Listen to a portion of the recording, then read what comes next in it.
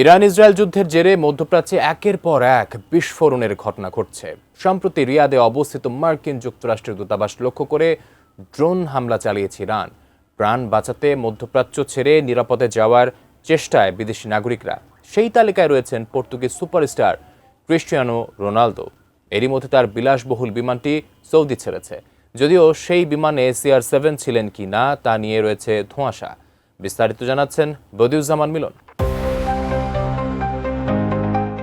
2023 সালে আল নাসরে যোগ দেওয়ার পর থেকে রিয়াদেই বসবাস করছেন ক্রিস্টিয়ানো রোনালদো। ইরান ইসরায়েল যুদ্ধ শুরু হওয়ার দিনেও তিনি ক্লাবটির হয়ে প্রতিপক্ষের মাঠে ফুটবল খেলেছেন, কিন্তু পরিস্থিতি চরম মাত্রা ধারণ করায় তাকে নিয়ে ভক্তদের অনিশ্চয়তা ছিল। এরই মধ্যে খবর, তার বিলাসবহুল বিমানটি সৌদি ছেড়েছে। যদিও আল নাসর ক্লাব কর্তৃপক্ষ বলছে পুরোটাই গুজব। রোনালদোর 6,70,00,000 পাউন্ডের বিমানটি ছাড়ার ঘটনা ঘটে রিয়াদে বেশ কয়েকটি ড্রোন হামলার পর।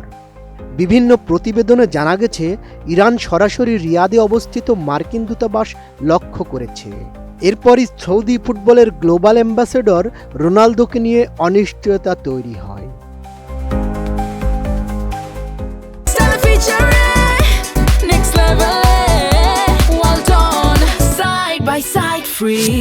যদিও রোনালদোর সৌদি আরব ছাড়ার খবরকে গুজব বলছে আল নাসর।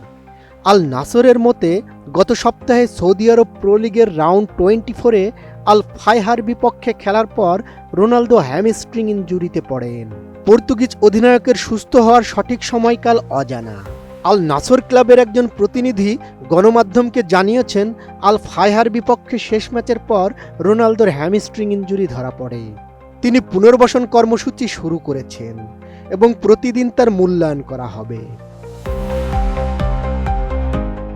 এর আগে ব্রিটিশ সংবাদ মাধ্যম তথ্য প্রকাশ করেছিল, রোনালদোর ব্যক্তিগত বিমানটি সৌদি আরব থেকে মাদ্রিদে যাচ্ছিল।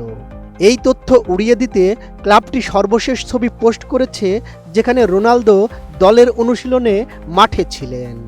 তবে হ্যামস্ট্রিংয়ের চোটের কারণে 41 বছর বয়সী এই তারকাকে আলাদা অনুশীলন করতে হয়েছিল।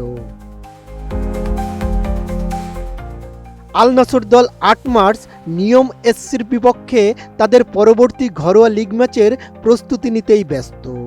যদিও মধ্যপ্রাচ্যে চলমান যুদ্ধের কারণে আল ওয়াসলের বিপক্ষে AFC চ্যাম্পিয়ন্স লিগ 2 কোয়ার্টার ফাইনালের তাদের প্রথম লেগের খেলা স্থগিত করেছে। Desk report, ATN news.